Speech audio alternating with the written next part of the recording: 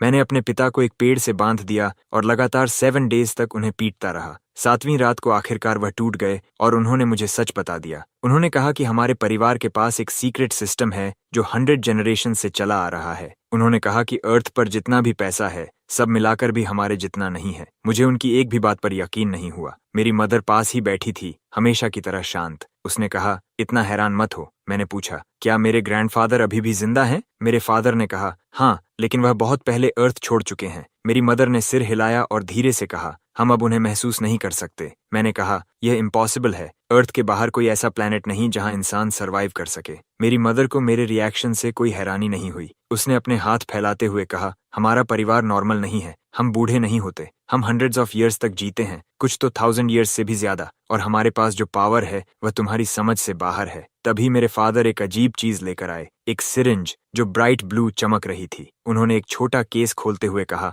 यह तुम्हारे शरीर में जाते ही तुम्हें सब समझ आ जाएगा और अब परिवार की सारी प्रॉपर्टी तुम्हारे नाम है। मैंने हमारे छोटे टूटे हुए घर को देखा और पूछा, कौन सी प्रॉपर्टी? उन्होंने एक ब्लैक कार्ड निकाला और कहा, इससे तुम्हें दुनिया में कहीं भी वीआईपी ट्रीटमेंट मिलेगा। अगर यकीन नहीं है तो बैलेंस चेक कर लो। उन्होंने कार्ड मुझे दिया और मैंने तुरंत अपना बैंकिंग ऐप खोला। स्क्रीन पर जीरोस गिनने लगा, 8 जीरोस। ये फेक होना चाहिए था। मैंने पूछा, हमारे परिवार के पास आखिर कितना पैसा है? उन्होंने एक दूसरे को देखा। मेरे फादर बोले, हमें नहीं पता, लेकिन इस दुनिया में किसी के पास हमसे ज्यादा नहीं है। हम अपने छोटे से मेसी लिविंग रूम में बैठे थे, लेकिन अब सब कुछ अलग लग रहा था। मैं सोच भी नहीं पा रहा था। मुझे एक ऑनलाइन वीडियो याद आया जिसमें एक रिच किड कह रहा था कि उसे फर्क नहीं पड़ता कि उसके दोस्तों के पास पैसा है या नहीं, क्योंकि कोई भी उससे ज्यादा अमीर नहीं हो सकता। मेरे पेरेंट्स गेट के पास खड़े थे। उनके काल्म चेहरे सब कुछ और रियल बना रहे थे। मेरे फादर ने कहा, एक दिन तुम भी हमारे जैसे बनोगे, इस दुनिया के रूल्स से आजाद। मेरी मदर ने आसमान की तरफ इशारा किया और कहा, जब अर्थ बोरिंग लगे हमारे पास आ जाना। मैं कुछ कहने ही वाला था, लेकिन मेरे फादर ने बिना कुछ बोले सिरिंज मेरे हाथ में घुसा दी। एक तेज दर्द हुआ, फिर मुझे कुछ महसूस नहीं हुआ। मैं गिर गया। धुंधली नजरों से मैंने अपने पेरेंट्स को साथ खड़े देखा। उनके पीछे ब्राइट लाइट बढ़ रही थी। जब मैंने फिर से आंखें खोली, मैं कहीं और था। हर तरफ ब्लू लाइट थी। मेरे सामने वर्ड्स दिखे, tycoon system, unlocking all wealth. Energy मेरे पूरे शरीर में वेव की तरह दौड़ गई। फिर मैं जाग गया। मैं अपने बेड पर था। दिल तेजी से धड़क रहा था। क्या ये सब एक सपना था? नहीं, मुझे हर वर्ड याद था। पैसा, पावर और एक ग्रैंडफादर जो आसमान के पार कहीं खो गया। सुबह हो चुकी थी। मैं तुरंत बेड से कूदकर अपने पेरेंट्स को ढूंढने लगा। मैं हर रूम में भागा, उन्हें पुकारता रहा, लेकिन उनका बेडरूम खाली था। बेड अनटच्ड था। तभी एक ग्लोइंग ब्लू स्क्रीन कमरे में चमकी। एक आवाज आई, ढूंढने की जरूरत नहीं है। 99th होस्ट पहले ही 98th को ढूंढने जा चुका है। अब सब कुछ रियल लगने लगा। वह फैमिली सिस्टम जो मेरे पेरेंट्स ने बताया था मेरे सामने तैर रहा था। मैंने सांस रोकी। सिस्टम बोला, जब तुम्हारा अथॉरिटी लेवल काफी बढ़ जाएगा तब तुम इस प्लैनेट को छोड़कर उन्हें ढूंढ सकते हो। फिर उसने मिशंस दिखाए, स्पेंड मनी, शो ऑफ। मैं स्क्रीन को घूरता रह गया। यही प्लान था। मेरी एक्स गर्लफ्रेंड मुझे छोड़ गई क्योंकि मेरे पास कुछ नहीं था। इतने पैसे के साथ अब ऐसा कभी नहीं होगा। पहला मिशन सामने आया, पूरी दुनिया को बताओ कि मैं सबसे अमीर आदमी हूँ। Deadline 1 year. मैं सोचने लगा कि शुरुआत कहाँ से करूं। पैसा खर्च करना था, ये क्लियर था, लेकिन किस पर? कार, हाउस, यही पहले आइडियाज आए। मैं पूरी जिंदगी एक नॉर्मल इंसान रहा था। मुझे बड़े लेवल पर खर्च करना नहीं आता था। सिर्फ सोचकर ही सिर दर्द होने लगा। तभी सिस्टम फिर से आया, beginner mission, live stream platform पर 10 मिलियन खर्च करो। रिवॉर्ड, तुम्हारा बॉडी ट्वाइस स्ट्रांग हो जाएगा। 10 मिलियन। मैं तुरंत खड़ा हो गया। मैंने अपनी जिंदगी में इतना पैसा कभी नहीं देखा था। सबसे बड़ी अमाउंट जो मैंने टच की थी वह मेरी कॉलेज फी थी, लेकिन 10 मिलियन उस ब्लैक कार्ड का सिर्फ एक छोटा हिस्सा था। मैं खिड़की के पास खड़ा होकर शहर को देखने लगा। अब ये दुनिया पहले जैसी नहीं लग रही थी। सिस्टम चाहता था कि मैं बाहर जाऊं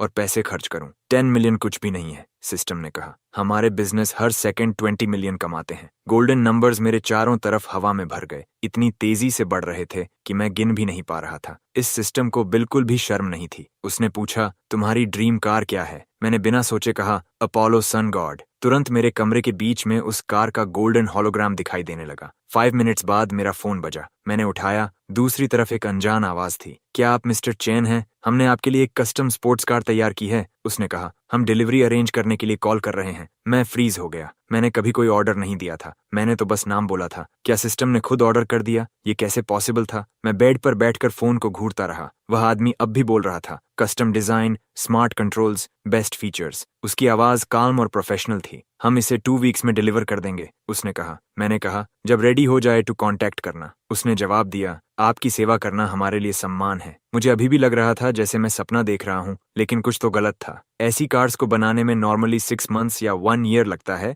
तो मेरी 2 वीक्स में कैसे रेडी हो गई? सिस्टम ने जवाब दिया, मैं हर मेजर स्पोर्ट्स कार कंपनी का 70% ओनर हूँ और उनका 90% प्रॉफिट मेरे पास आता है। कौन तुम्हें वेट करवाने की हिम्मत करेगा? मैं चुप रह गया। क्या मैं सच में उन सब कंपनीज का बॉस था? Ferrari, Rolls Royce, Aston Martin, Pagani, system एक के बाद एक नाम गिनाता गया। वह सब मेरे थे और फिर भी मिलाकर मेरे टोटल वेल्थ का 8% भी नहीं बनते थे। अब मुझे समझ आया कि हमारा फैमिली कितना रिच है। मेरा दिमाग काम करना बंद कर गया। ये सब एक साथ समझना बहुत ज्यादा था, लेकिन फिर सब सिंपल हो गया। 10 मिलियन मेरे लिए कुछ नहीं था। अगर पैसा कभी खत्म नहीं होगा तो मैं बिना डर के खर्च करूंगा। मैंने डेस्क से फोन उठाया, लाइव स्ट्रीम ऐप खोला और टॉपअप कंफर्म किया। 5 मिलियन तुरंत डाल दिए। स्क्रीन गोल्ड ग्लो करने लगी। कहीं ऑनलाइन एक व्यूअर ने नोटिफिकेशन देखा और तुरंत सर्च करने लगा कि ये कौन है जिसने 5 मिलियन खर्च कर दिए। 2 साल पुराना अकाउंट, लगभग कोई स्पेंडिंग हिस्ट्री नहीं। वह कंफ्यूज था। इधर मैं अपने कमरे में हल्की स्माइल के साथ बैठा था। ऑनलाइन लोग मुझे फूल कह रहे थे।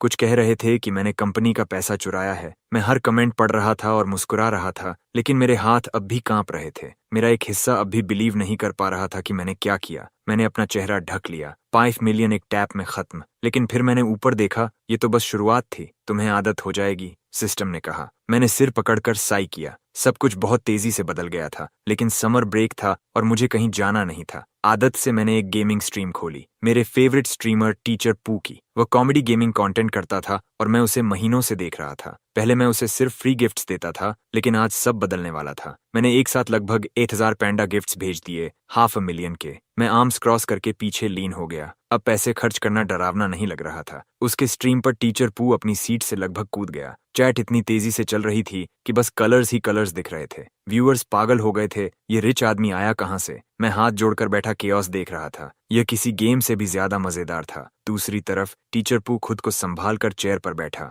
उसने पहले भी बिग स्पेंडर्स देखे थे, लेकिन इतना नहीं। वह स्क्रीन को घूर रहा था। उसे यकीन नहीं हो रहा था। थैंक यू बॉस, उसने माइक में चिल्लाया। 8000 पैंडास, ये इंसेन है। अभी आपको मॉडरेटर बनाता हूँ। वह हंसते हुए बोला, हम साथ में गेम्स खेल सकते हैं। मुझे चैट पर ऐड करो भाई। थोड़ी देर बाद मेरे अकाउंट पर मॉडरेटर बैज आ गया। मैंने बिना सोचे उसे कांटेक्ट भेज दिया। मैंने मैसेज किया, शायद कभी तुम्हारे सिटी आकर तुम्हें डिनर खिलाऊंगा, लेकिन अभी मैं दूसरे रूम्स चेक करना चाहता हूँ। फिर मैंने एक और स्ट्रीम खोली और 1000 पेंडास और भेज दिए। मैं पीछे बैठ गया, ठुड्डी हाथ पर टिकाकर। अब स्पेंडिंग का डर पूरी तरह खत्म हो चुका था। मैंने अपनी फॉलो लिस्ट खोली और अगला टारगेट देखने लगा। एक और स्ट्रीमर ऑनलाइन थी, एक लड़की जिसका नाम सिन्यू था। वह हर रात पियानो बजाती और गाती थी। वह अपने ग्रैंड पियानो पर बैठी थी। उसके पीछे खिड़की से वार्म लाइट आ रही थी। मैंने आंखें बंद की और उसकी आवाज सुनी। उसकी आवाज ने बाकी सब कुछ गायब कर दिया, लेकिन उसके रूम की चैट बिल्कुल शांत नहीं थी। ये उसके फैंस की वजह से नहीं था। भीड़ मेरे पीछे पीछे आई थी। हर कोई उस बिग स्पेंडर को देखना चाहता था। सबके मन में एक ही सवाल था, क्या मैं फिर से करूंगा? उन्हें ज्यादा इंतजार नहीं करना पड़ा। उसकी व्यूअर काउंट 60,000 तक पहुंच गई। मैं मुस्कुराए बिना नहीं रह सका। मैंने बिना कुछ कहे फोन उठाया। एक और 1000 पैंडास। सिन्यू बीच में ही रुक गई। उसके हाथ उसके मुंह पर चले गए। उसने कैलकुलेटर उठाया। 500 पर गिफ्ट, 1000 गिफ्ट्स, टोटल 500,000। उसका हिस्सा 250,000 था। उसने हाथ जोड़कर मुस्कुराया। उसे लगा जैसे वह दुनिया की सबसे लकी इंसान है। लेकिन फिर उसने यूजर नेम देखा और उसकी मुस्कान गायब हो गई। उसके स्ट्रीम पर रोज सिर्फ 2000 व्यूअर्स आते थे और यह नाम हर रात आता था। वह शांत व्यूअर जो कभी कुछ स्पेंड नहीं करता था। वह कुर्सी पर पीछे झुक गई। यह वही इंसान था जो हमेशा से वहां था। वह सही वर्ड्स नहीं ढूंढ पा रही थी, बस बार बार थैंक यू कह पा रही थी। नीचे कमेंट्स रुक ही नहीं रहे थे। चैट थमने का नाम नहीं ले रही थी। ये स्ट्रीमर अब फेमस होने वाली है, किसी ने लिखा। सिन्यू हर शब्द पढ़ रही थी। उसके हाथ उसके सीने पर थे। दिल तेजी से धड़क रहा था। तभी एक मैसेज ने उसे रोक दिया। ये सीधा उसके दिल तक पहुंच गया। वह अपने चेहरे को संभालने की कोशिश करती रही। उसकी आंखों में आंसू भर आए। वह मैसेज मैंने खुद लिखा था। मुझे नहीं पता तुम्हारी जिंदगी में क्या चल रहा है, लेकिन मैं तुम्हें लंबे समय से देख रहा हूँ और मुझे लगता है कि तुम खुश नहीं हो। स्क्रीन के उस तरफ सिन्यू आगे झुक गई। वह खुद को संभाल नहीं पा रही थी। मुझे उम्मीद है तुम्हारा सिंगिंग और पियानो तुम्हें जल्द खुश करेगा, मैसेज में लिखा था। चैट फिर एक्सप्लोड हो गई। ये सिर्फ रिच नहीं है, इसके पास दिल भी है, किसी ने लिखा। सिन्यू ने अपने हाथ के पीछे से आंखें पोंछी और गहरी सांस लेने की कोशिश की। उसने धीरे से पूछा, क्या कोई सॉन्ग है जो तुम सुनना चाहते हो? मैंने अपने फेवरेट इंग्लिश सॉन्ग का नाम टाइप किया और भेज दिया। उसकी उंगलियां कीज पर चली गईं और उसने बजाना शुरू किया। जब आखिरी नोट खत्म हुआ, मैंने फिर से स्क्रीन टैप किया। एक और 1000 पेंडास। चैट फिर पागल हो गई। इसके बाद मैं रुकने वाला नहीं था। एक स्ट्रीम से दूसरे स्ट्रीम पर जाता रहा, जैसे मन करे वैसे स्पेंड करता रहा। छोटा या बड़ा फर्क नहीं पड़ता था। हर स्ट्रीमर जिसे मैं पसंद करता था उसे कम से कम 99 पैंडास मिलते थे। पूरा दोपहर ऐसे ही निकल गया। 10 मिलियन, सब कुछ एक ही आफ्टरनून में स्ट्रीमिंग पर खर्च हो गया। सिस्टम का टास्क आखिर पूरा हो गया। मुझे कुछ महसूस होना चाहिए था, लेकिन मैं बस नम था। फोन मेरे हाथ में ऐसे चमक रहा था जैसे उसमें अपनी जान हो। उसी प्लेटफॉर्म पर एक लेजेंड जन्म ले चुका था, एक मिस्ट्री यूजर जिसने 3 आवर्स में 10 मिलियन खर्च कर दिए। वह मैं था। तभी अचानक मेरे पूरे शरीर में बिजली की तरह झटका लगा। हर मसल और हर बोन जलने लगी। 5 मिनट्स बाद मैं हिल भी नहीं पा रहा था। सिस्टम बोला, कंग्रेचुलेशंस 100th होस्ट, तुम्हारा बॉडी अब पहले से ट्वाइस स्ट्रांग है। मैंने अपने हाथ खोले बंद किए, वही हाथ, लेकिन एहसास पूरी तरह अलग। मैंने पूछा, यह अभी क्या था? एक गोल्डन सर्कल सामने आया। सिस्टम बोला, यह एनर्जी 99th होस्ट ने सेव की थी। पूरी जिंदगी की जमा पावर जो तुम्हें नॉर्मल इंसान से कहीं ज्यादा बना सकती है। लेकिन तुम्हारे फादर ने ऑर्डर दिया था कि यह पावर धीरे धीरे मिले, टास्क्स के रिवॉर्ड्स के जरिए। अगर एक साथ मिलती तो तुम्हारी ग्रोथ के लिए खराब होता। सिस्टम ने कहा, ये बात समझ में आई। जल्दी मिली पावर सिर्फ शॉर्ट टर्म में काम आती है। मैंने मुट्ठी बंद की। इतना छोटा बूस्ट भी इनक्रेडिबल लग रहा था। बाकी बाद में आएगा जब मेरा लेवल बढ़ेगा। सिस्टम ने कहा, एक और बात, मैंने तुम्हारे लिए एक बटलर अरेंज किया है। एक आदमी जिसे पिछले होस्ट ने मदद की थी, वह अभी तुम्हारे दरवाजे पर खड़ा है। मैंने हैंडल पकड़ा और दरवाजा खोला। एक बूढ़ा आदमी तेजी से अंदर आया, इतना एक्साइटेड कि ठीक से बोल भी नहीं पा रहा था। उसने कहा, आप यंग मास्टर चैन होंगे। उसकी आंखें चौड़ी थीं। मैं आज अपनी ग्रैंड डॉटर को भी लाया हूँ ताकि वह आपके एसेट्स ट्रांसफर में मदद कर सके। मैंने उसका हाथ मिलाया और कहा, कृपया अंदर आइए। सच कहूं तो मुझे कल ही पता चला कि हमारा फैमिली असल में कितना ओन करता है। मैंने उससे कहा। हम साथ बैठकर टी पीने लगे। उसकी ग्रैंड डॉटर उसके पास चुपचाप खड़ी थी। मैंने कहा, मिस्टर ज्वांग, आपको मुझे सब कुछ एक्सप्लेन करना होगा। वह बोला, मुझे ओल्ड ज्वांग ही बुलाओ। उसका बेटा मेरी कंपनीज संभालता था और उसकी ग्रैंड डॉटर ज्वांग यिंग मेरी पर्सनल असिस्टेंट बनने वाली थी। उसने कहा, वह आपकी हर जरूरत में मदद करेगी। मैंने कहा, लेकिन मैं तो बस एक कॉलेज स्टूडेंट हूँ, मुझे असिस्टेंट की क्या जरूरत है? ओल्ड ज्वांग मुस्कुराया। तुम हर बिजनेस मैटर खुद हैंडल नहीं कर सकते, उसने कहा, और इसके अलावा उसके पास ऑक्सफोर्ड से मास्टर्स डिग्री है। वह मुझे देखकर मुस्कुराई। ऑक्सफोर्ड बिजनेस मैनेजमेंट बुरा नहीं था, उसकी बात सही थी। मुझे अपने ही पैसे के बारे में कुछ नहीं पता था। अगर मैं कल कैश खत्म कर दूं तो मैं कुछ नहीं कर पाऊंगा। मैंने मान लिया कि उसे साथ रखना सही रहेगा। सब सेटल होने के बाद ओल्ड ज्वांग चला गया। मैं बैल्कनी पर गया और रेलिंग पर झुक गया। उसकी कार रोल्स रॉयस थी। ड्राइवर दरवाजे के पास खड़ा था। हुड पर गोल्डन फिगर सनलाइट में चमक रही थी। Rolls Royce, private driver, formal suit. ये आदमी बहुत वेल्थी था, फिर भी वह सिर्फ मेरे फैमिली का मैनेजर था। वह भी सिर्फ मेरे ग्रैंडफादर की फॉर्च्यून का छोटा हिस्सा संभालता था। उसके जाने के बाद मैं और ज्वांग यिंग कुछ देर चुप बैठे रहे। वह मुझे ध्यान से देख रही थी, जैसे समझ रही हो कि मैं कैसा इंसान हूँ। लेकिन एक छोटे कमरे में एक लड़का और लड़की अकेले बैठे हों तो थोड़ा ऑकवर्ड होता है। उसने ही साइलेंस तोड़ा। क्यों ना आप कहीं नया मूव करें? उसने कहा, यह जगह आपके लिए बहुत छोटी है। मैंने कमरे के पुराने वॉल्स और छोटे बेड को देखा। वह सही थी। उसने कहा, आपके पास हर मेजर सिटी में प्रॉपर्टी है, आप कहाँ रहना चाहेंगे? मेरी आंखें चौड़ी हो गईं। मैं चेयर पर पीछे झुक गया। इतना तो देश का सबसे रिच आदमी भी ओन नहीं करता होगा। मैंने कहा, जांगनन यूनिवर्सिटी के पास, मैं वहां पढ़ने वाला हूँ। ज्वांग यिंग ने तुरंत बैग से टैबलेट निकाला और तेजी से सर्च करने लगी। कुछ ही सेकंड्स में रिजल्ट्स भर गए, डजन्स ऑफ लिस्टिंग्स। मैं स्क्रीन की तरफ झुका। उसने एक जगह दिखाते हुए कहा, यह मिल गया, जांगनान यूनिवर्सिटी से 3.5 किलोमीटर दूर, private villa area, European architect द्वारा डिजाइन। मैं पानी पी रहा था जब उसने कहा, 1600 स्क्वायर मीटर से ज्यादा, टोटल वैल्यू 280 मिलियन। मैं इतना जोर से खांसा कि टेबल पर झुक गया। एक घर के लिए 280 मिलियन? मैंने कहा, मतलब 180,000 पर स्क्वायर मीटर? ज्वांग यिंग मुस्कुराई। उसे मेरा रिएक्शन मजेदार लग रहा था। उसने कहा, अगर आप देखना चाहें तो अभी चल सकते हैं। मैंने तुरंत कहा, चलते हैं। मुझे सोचने की जरूरत ही नहीं थी। मैंने कमरे को आखिरी बार देखा। बस एक चीज लेनी थी, एक फोटो जिसमें मैं और मेरे पेरेंट्स साथ मुस्कुरा रहे थे। मैं उसे हाथ में लेकर दरवाजे की तरफ चला। डोरवे पर रुककर पीछे देखा। दिल खाली सा लग रहा था। 20 साल इस जगह में बिताए और अब एक पल में सब छोड़कर जा रहा था। ज्वांग यिंग ने तुरंत नोटिस किया। उसने कहा, मैं किसी को यहाँ रेगुलरली क्लीन करने भेज दूंगी, आप कभी भी वापस आ सकते हैं। मैंने सिर हिलाया। उस समय मेरी आवाज नहीं निकल रही थी। उसने झुककर नमस्कार किया और मुझे बाहर ले गई। हम दोनों नीचे आए और पार्किंग एरिया की तरफ चले। जैसे ही ज्वांग यिंग ने बाहर खड़ी पोर्शे देखी, वह रुक गई। उसने पूछा, आप सच में यह ड्राइव करते हैं? वह मेरी कार को ऐसे देख रही थी जैसे कोई बेकार चीज हो। जब मेरे फादर ने पहली बार फैमिली के बारे में बताया था, मुझे लगा था ये कार रेंटेड है, लेकिन उसके एक्सप्रेशन से लग रहा था कि इसे ओन करना भी एम्बैरेसिंग है। उसने कहा, मैंने आपके लिए ऑलरेडी एक कस्टम स्पोर्ट्स कार ऑर्डर कर दी है, 2 वीक्स में आ जाएगी। मैंने कहा, ड्राइवर की जरूरत नहीं है, लोग मुझे रोड किंग कहते थे। वह बस मुझे घूरती रह गई। जैसे ही ये शब्द मेरे मुंह से निकले, मुझे तुरंत पछतावा हुआ। मैंने अपनी जिंदगी में मुश्किल से ही गाड़ी चलाई थी, लेकिन जैसे ही मैं स्टीयरिंग के पीछे बैठा, मुझे कुछ अलग महसूस हुआ। मेरा बॉडी अभी अभी डबल हुआ था। स्टीयरिंग पर मेरी पकड़ स्टेडी थी, मेरी नजरें शार्प थीं और मेरे रिएक्शंस पहले से कहीं तेज थे। चांगनन तक एक सिंपल ड्राइव थी, चिंता की कोई बात नहीं। मैंने स्मूथली कार बाहर निकाली, जैसे मैं यह हजारों बार कर चुका हूँ। अगर तुम थक जाओ तो मुझे ड्राइव करने देना, ज्वांग यिंग ने कहा। फिर उसकी आवाज धीमी हो गई। मेरे ग्रैंडफादर का पूरा परिवार आपके परिवार का कर्जदार है, उसने कहा। अगर आपके ग्रैंडफादर नहीं होते तो मैं आज यहाँ नहीं होती। वह बोलती रही। उसकी आवाज काम थी,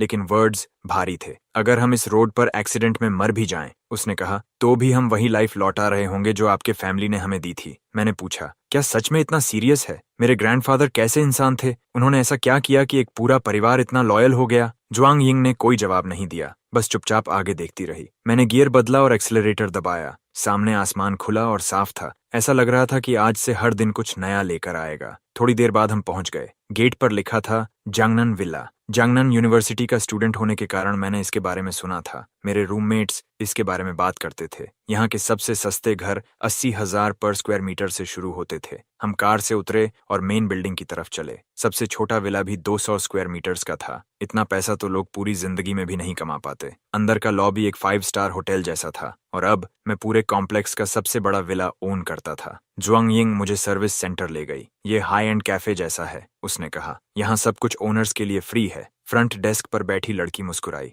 हेलो, मेरा नाम श्याओवेन है, मैं आपकी कैसे मदद कर सकती हूँ? ज्वांग यिंग आगे बढ़ी। हेलो, मैं मिस्टर चेन की प्राइवेट असिस्टेंट हूँ। हम विला नंबर 1 की कीज लेने आए हैं। श्याओवेन का पेन लगभग गिर गया। वह शॉक में फ्रीज हो गई। विला नंबर 1 सालों पहले सेल हो चुका था, लेकिन कोई वहां रहने नहीं आया था। उसने जल्दी से खुद को संभाला और sweet smile the. Of course, हमें बस कुछ पेपर वर्क कंप्लीट करना है। ओनर का आईडी और प्रॉपर्टी डीड दिखाइए, उसने कहा। उसकी नजरें मेरे और ज्वांग यिंग के बीच घूम रही थीं। वह समझने की कोशिश कर रही थी कि ओनर कौन है। उसने एक पल के लिए मुझे देखा, फिर नजर हटा ली। उसके दिमाग में ओनर कोई मिडिल एज्ड बिजनेसमैन था, मैं नहीं। ज्वांग यिंग ने मेरी तरफ देखा। प्रॉपर्टी डीड ढूंढो, डिलीवर हो चुका होगा। शाओवेन ने फोन उठाया और चेक किया। पैकेज 1 घंटे पहले आ चुका था, लेकिन सील होने की वजह से किसी ने उसे खोला नहीं था। Black package red wax seal के साथ काउंटर पर रखा था। एक स्टाफ मेंबर उसे केयरफुली लेकर आया। हमें ओनर का आईडी भी चाहिए, शाओवेन ने कहा। मैंने बैग से अपना आईडी निकाला और काउंटर पर रख दिया। यह काम सिर्फ मैं ही कर सकता था। जैसे ही ज्वांग यिंग ने यंग मास्टर कहा,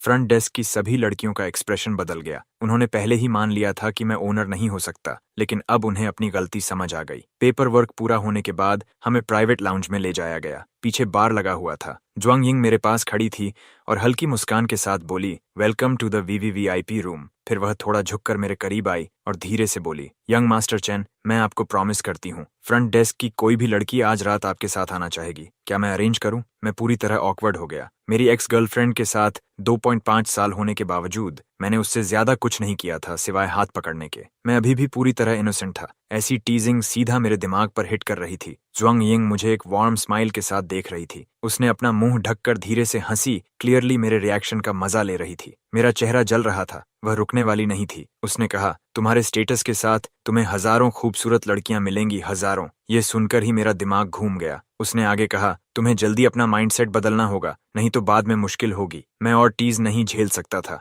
इसीलिए मैं आगे झुककर बोला, बाकी लड़कियों को छोड़ो, अगर किसी को मेरा बेड वार्म करना है तो तुम खुद क्यों नहीं करती? उसकी स्माइल तुरंत गायब हो गई। उसका मुंह खुला रह गया, लेकिन आवाज नहीं निकली। उसके गाल तुरंत लाल हो गए। जो वर्ड्स वह कहने वाली थी वहीं अटक गए। मैं काउच पर पीछे झुक गया और हंस पड़ा। आखिरकार एक बार मैं जीत गया। 5 मिनट्स बाद एक आदमी ब्लैक सूट में अंदर आया और गहराई से झुक गया। मैं वांग जिहाई हूँ, प्रॉपर्टी मैनेजर। आपको जो भी चाहिए मुझसे कांटेक्ट कीजिए, उसने कहा और अपना बिजनेस कार्ड दोनों हाथों से आगे बढ़ाया। लेकिन ज्वांग यिंग बीच में आ गई। उसने ठंडी आवाज में कहा, हर कोई मेरे यंग मास्टर से सीधे बात नहीं करता। हम लंबा सफर तय करके आए हैं, उन्हें रेस्ट चाहिए। कमरे का माहौल अचानक ठंडा हो गया। वांग जिहाई तुरंत समझ गया कि वह ज्यादा ईगर हो गया था। शायद मैं फ्रेंडली लग रहा था, लेकिन ज्वांग यिंग ऐसी नहीं थी जो किसी को पास आने दे। उसने फिर कहा, कृपया मेरी कार से विला चलिए, अभी थोड़ा दूर है। ज्वांग यिंग ने सिर हिलाया, नहीं, हम खुद ड्राइव करेंगे, आप रास्ता दिखाइए। मैं खड़ा हुआ, जैकेट सीधा किया। अब इस जगह को देखने का समय था। वांग जिहाई थोड़ा उदास दिखा,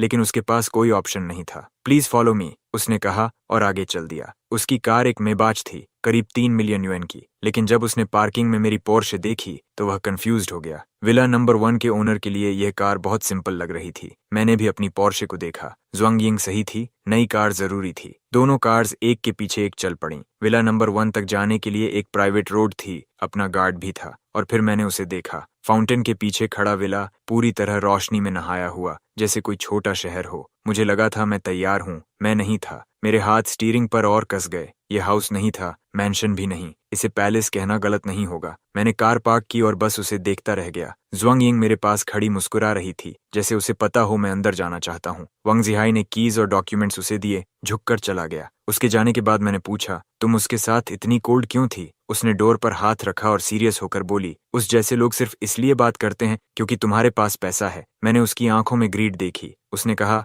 ऐसे लोग तुम्हारे टाइम के लायक नहीं होते। मैंने धीरे से सिर हिलाया। उसकी बात में कुछ ऐसा था जो दिल में बैठ गया। इस दुनिया के बारे में मुझे अभी बहुत कुछ सीखना था, लेकिन कम से कम मैं अकेला नहीं था। हम अंदर गए। सबसे पहले जो मैंने देखा वह एक क्रिस्टल शैंडलियर था, जो एक छोटे कमरे जितना बड़ा था। फ्लोर टाइल्स इतने क्लीन और चमकदार थे कि मुझे उन पर कदम रखने में डर लग रहा था। ज़ुआंगयिंग ने कहा, ये टाइल्स कस्टम मेड हैं। हर टाइल के ऊपर क्रिस्टल लेयर है। हर टाइल की कीमत करीब 5,000 युएन है। 5,000 पर टाइल मतलब 30,000 पर स्क्वायर मीटर सिर्फ फ्लोर के लिए। शहर के अपार्टमेंट्स भी इतने महंगे नहीं होते, और यह तो सिर्फ फ्लोर था। फिर वह एंट्रेंस के पास एक ब्लू व्हाइट वास के पास रुकी। उसने कहा, यह तुम्हारे एंसेस्टर से चला आ रहा है। आज की कीमत में हर एक कम से कम 12 मिलियन युएन का है। मैंने उस वास को देखा। मेरे पैरों ने साथ छोड़ दिया। मैं जमीन पर गिर गया, हाथों के सहारे। पूरा हॉल मेरे सामने एक प्राइवेट म्यूजियम जैसा फैला हुआ था। हर वॉल पर पेंटिंग्स थीं, ग्लास के पीछे स्कल्पचर्स रखे थे। मेरे एंसेस्टर्स कितने अमीर थे। उन्होंने प्राइसलेस एंटीक्स को ऐसे ही फ्रंट डोर के पास सस्ता डेकोरेशन बनाकर छोड़ दिया था।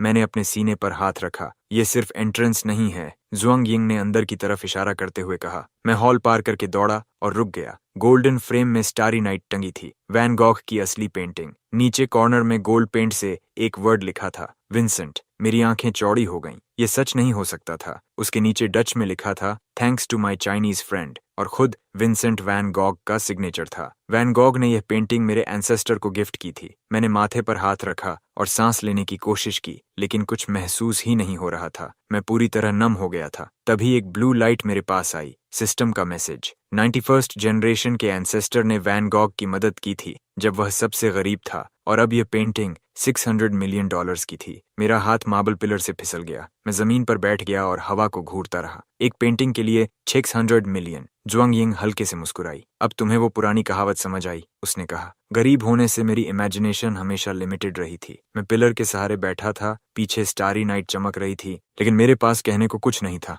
ये सब सिर्फ आउटर हॉल है, उसने डोरवे की तरफ इशारा करते हुए कहा। असल कलेक्शन स्टडी में है। मैं जमीन पर गिर गया और अपना चेहरा ढक लिया। वह बोलती रही, पगनीनी का वायलिन, शोपेन का पियानो। मैंने छत की तरफ खाली नजरों से देखा। अब रिएक्ट करने की भी एनर्जी नहीं थी। ज़ुआंगयिंग डोरवे में खड़ी शांत मुस्कान के साथ मुझे देख रही थी। उसके पास एक और बात थी बताने के लिए। मैं अभी भी जमीन पर था जब उसके अगले वर्ड्स ने मुझे ऑलमोस्ट बेहोश कर दिया। आज रात तुम कहाँ सोना चाहोगे? उसने पूछा। वह विंडो के पास गई और बाहर चमकते विलास की तरफ इशारा किया। वह सारे 20 तुम्हारे हैं। मैं धीरे से उठा। मैं कोई खाली वाला चुन लूंगा। उसने सिर हिलाया। कुछ भी चाहिए हो तो कॉल करना। मैं फिर से फ्लोर पर लेट गया। मेरा दिमाग ब्रेक चाहता था। रुको, मैंने खुद को उठाते हुए कहा। क्या यह पूरा एरिया मेरा है? उसने काल्मली कहा। 300 स्क्वायर मीटर से छोटे हाउसेस तुम्हारे नहीं हैं। वे लो क्वालिटी हैं। 300 स्क्वायर मीटर्स लो क्वालिटी? मेरा चेहरा ट्विच करने लगा। उसने मुंह ढककर हंसी। बड़े हाउसेस तुम्हारे सर्विस टीम के लिए हैं, क्लीनर्स, डॉक्टर्स, बाकी स्टाफ, टोटल 200 से ज्यादा लोग।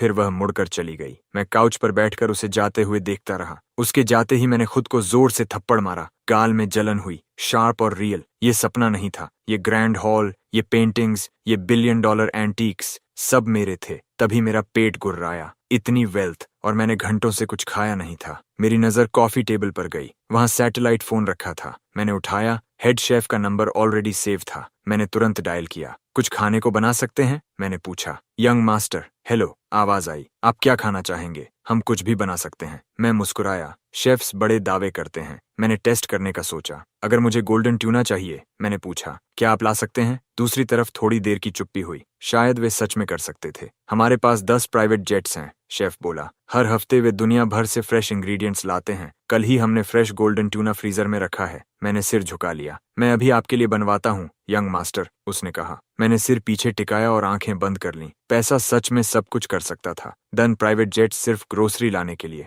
मैं खड़ा हुआ, हाथ कमर पर रखे। क्या इससे भी एक्सट्रीम कुछ हो सकता है? शायद हाँ, इस हाउस में जरूर। मैं तो मजाक कर रहा था। मैंने जल्दी से कहा, बस नूडल्स बना दो, थोड़ा सी फूड और वेजिटेबल्स डाल देना, कुछ फैंसी नहीं। 20 मिनट्स, आवाज आई, कोई आपके डोर पर लेकर आ जाएगा। मैंने कॉल काटा और काउच पर गिर गया। इस लाइफ की आदत डालने में समय लगेगा। जब मैं इंतजार कर रहा था, मैंने नहाने का फैसला किया। पानी कुछ अलग लगा, जैसे कोई नेचुरल हॉट स्प्रिंग हो। वो एहसास इतना अच्छा था कि नॉर्मल नहीं लग रहा था। जैसे ही मैं बाहर निकला, दरवाजे पर नॉक हुआ। एक यंग आदमी वेस्ट पहने हॉलवे में खड़ा था, हाथ में स्टीमिंग बोल। नूडल्स सिंपल दिख रहे थे, वार्म ब्रॉथ, फ्रेश ग्रीन्स और कुछ मीट के पीसेस। मैं अभी आधा बात रेडी ही था जब मैंने दरवाजा खोला। उसने एक बार भी पलक नहीं झपकाई। उसने ट्रे पोलाइटली आगे बढ़ाई। वो हेड शेफ का बेटा था, यंग लेकिन शार्प। मैंने थैंक्स कहा और फूड कंटेनर ले लिया, फिर उसे लेकर अपने कमरे में आ गया। मैंने उसे टेबल पर रखा और लाइट उठाया। स्टीम का एक बादल ऊपर उठा। अंदर का बोल छोटे बेसन जितना बड़ा था। नूडल्स के ऊपर पूरा किंग क्रैब रखा था,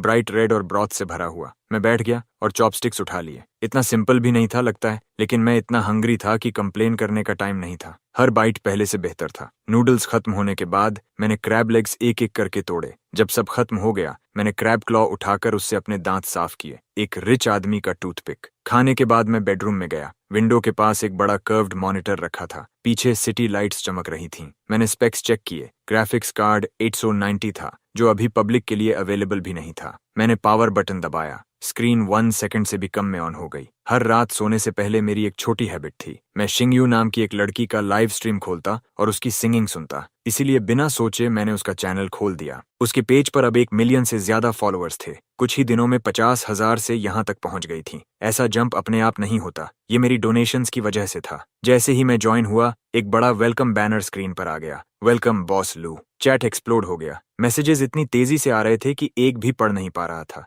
फैंस कह रहे थे कि उन्हें पता था मैं आ जाऊंगा। वो पूरे शाम से वेट कर रहे थे। मैं चेयर पर पीछे झुक गया और स्क्रीन देखने लगा। किसी और के चैट रूम में फेमस होना अजीब लग रहा था। शिंगयू ने नॉइज इग्नोर किया और सीधा कैमरा में देखा। बिग स्पेंडर, कौन सा सॉन्ग सुनना चाहते हो? उसने पूछा। मैंने टाइप किया, जो तुम्हें पसंद हो वो गाओ। फिर मैंने आंखें बंद कर लीं और म्यूजिक को कमरे में फैलने दिया। उसकी वॉइस सॉफ्ट और स्टेडी थी और एक स्लो सॉन्ग के बीच में एक थॉट आया जिससे मेरा चेहरा गर्म हो गया। रियल लाइफ में शिंगयू कैसी होगी? मैं पीछे झुककर सोचने लगा। खुद को रोके बिना मैंने उसे प्राइवेट मैसेज भेज दिया। कुछ ही मिनट्स में हम वी चैट पर कनेक्ट हो गए। मैंने जल्दी से हेलो भेजा। उसका रिप्लाई तुरंत आया। कोई गलत आइडिया मत बनाना, उसने लिखा। मैं स्क्रीन को घूरने लगा। मैंने उंगलियां चटकाईं। वो इंटरेस्टिंग थी। उसके बाद मैं उसकी सिंगिंग सुनता रहा। किसी क्वाइट सॉन्ग के दौरान मैं चेयर पर ही सो गया। जब मेरी आंख खुली, सूरज काफी ऊपर आ चुका था। अगले दिन दोपहर हो चुकी थी। मैं बाथरोब पहनकर हॉलवे में गया और हेड शेफ से कहा कि आज बाहर खाऊंगा। फिर मैंने फोन चेक किया और फ्रीज हो गया। कल रात शिंगयू को ऐड करने के बाद मैं बिना कुछ बोले सो गया था। मैंने उसका चैट खोला। मेरा लास्ट मैसेज वही हेलो था। मैंने जल्दी से टाइप किया, सॉरी, कल शिफ्टिंग में बिजी था और तुम्हारे सॉन्ग सुनते सुनते सो गया। उसका रिप्लाई सेकंड्स में आ गया। मैंने आईब्राउ उठाई। कोई बात नहीं, मुझे पता है तुम जैसे रिच लोग हमेशा बिजी रहते हो, उसने लिखा। मैं मुस्कुराया। फिर मैंने रिप्लाई किया और बताया कि मैं अभी जांगनन सिटी में शिफ्ट हुआ हूँ। मैं हॉलवे में चलते हुए उससे चैट कर रहा था। मैं गार्डन में बाहर आया, फोन हाथ में था। मैंने लिखा, मेरा स्कूल यहीं पास में था, मैं कुछ समय यहीं रहूंगा। उसका रिप्लाई तुरंत आया। उसे यकीन नहीं हुआ कि मैं अभी भी स्टूडेंट हूँ। उसका वॉइस मैसेज प्ले हुआ। मुझे लगा तुम कम से कम 40 या 50 साल के हो, उसने कहा। मैं हंसा और बताया कि मैं सिर्फ 20 साल का हूँ, यूनिवर्सिटी के लास्ट ईयर में। मैंने अपने स्कूल का नाम टाइप किया, जांगनन यूनिवर्सिटी। उसका अगला वॉइस मैसेज लंबा था। उसने बताया कि वो भी जांगनन यूनिवर्सिटी में है, म्यूजिक पढ़ रही है। मैं चलते चलते रुक गया। Same city, same school. ये सच में सरप्राइज था। उसने ये भी कहा कि उसके फैंस पूरी रात गेस कर रहे थे कि मैं कौन हूँ। कुछ लोग कह रहे थे कि मैं एक स्पॉइल्ड रिच किड हूँ जो कभी पढ़ाई नहीं करता। दूसरे लोग कहते थे कि मैं एक कंपनी बॉस हूँ, उनमें से कोई भी पास तक नहीं पहुंचा। मैं उस पर मुस्कुराया। मैंने आंखें घुमा दी। कौन कहता है कि रिच किड को स्टूपिड होना ही चाहिए? मैं टॉप स्टूडेंट था, थैंक यू। मैं दीवार से टिक गया और रिप्लाई टाइप किया। मैं एक well rounded excellent college student था। उसका रिप्लाई आया। उसने कहा कि मैं जरूर किसी पावरफुल फैमिली से हूँ जो लाइव स्ट्रीम पर इतना खर्च कर सकता है। मैं मुस्कुराया। कुछ वैसा ही, मैंने कहा। और मुझे बिग स्पेंडर मत बुलाओ, बस मुझे आचेन कहो, मैंने उससे कहा, चलते हुए हॉल से नीचे जाता हुआ। फिर उसने एक लंबा मैसेज भेजा। उसने मुझे थैंक यू कहा। मेरी डोनेशंस ने उसके फादर की हॉस्पिटल में मदद की थी। उसके डैड को ट्रीटमेंट के लिए पैसे चाहिए थे और टाइमिंग बिल्कुल परफेक्ट थी। वह कभी मुझे खाना खिलाना चाहती थी। मैंने खिड़की के बाहर देखा। बस कहीं बहुत खराब जगह मत चुनना, मैंने कहा। मैं खुद ही हंस पड़ा। सच कहूं तो अगर वह बहुत फैंसी जगह चुनती है तो शायद मुझे उससे ज्यादा ऑकवर्ड लगे। मैंने उसे सच बताया। 2 दिन पहले तक मुझे पता भी नहीं था कि मैं रिच हूँ। उसने वापस एक कार्टून स्टिकर भेजा, एक डॉग फेस जिस पर लिखा था, तुम एक्सपेक्ट करते हो कि मैं ये मान लूं? उसने क्लियरली एक शब्द भी बिलीव नहीं किया। मुझे ये फनी लगा। मैंने आसमान की तरफ देखा और एक और मैसेज भेजा। इमेजिन करो कि तुम्हारे पेरेंट्स अचानक बता दें कि वे रिच हैं, लेकिन मेरे पेरेंट्स सिर्फ नॉर्मल रिच नहीं थे। वे उस सबसे भी आगे थे जो सिंग यू सोच सकती थी, और अभी वे दुनिया में कहीं थे, किसी को भी नहीं पता था कहाँ। तभी ज्वांग यिंग का मैसेज आया। उसने कहा कि मुझे प्रॉपर क्लोथ्स चाहिए। वह सही थी। जो कुछ मैं पहन रहा था सब मिलाकर भी 1000 युएन से कम का था। मैंने सोचा कि बस किसी मॉल में जाकर कुछ डिसेंट खरीद लूं, लेकिन ज्वांग यिंग ने बताया कि मेरे पास एक प्राइवेट फैक्ट्री है जो सिर्फ मेरे और मेरे स्टाफ के लिए कस्टम क्लोथ्स बनाती है। एक टेलर आज दोपहर घर आएगा मेरे मेजरमेंट्स लेने। मैंने कार गियर में डाली। कार एस्टेट से बाहर निकल गई। मैं सड़क पर विंडो नीचे करके ड्राइव कर रहा था, अच्छा महसूस करते हुए। कुछ मिनट बाद सड़क कैंपस की तरफ खुल गई। जांगनन यूनिवर्सिटी। अभी समर ब्रेक था, इसलिए कैंपस लगभग खाली था। मैंने आसानी से पार्क किया और बाहर निकला। सिर्फ ग्रेड स्टूडेंट्स ही आसपास थे। जैसे ही मैंने डोर बंद किया, मुझे पीछे से एक फेमिलियर वॉइस सुनाई दी। वह चेन काय था, मेरा रूममेट।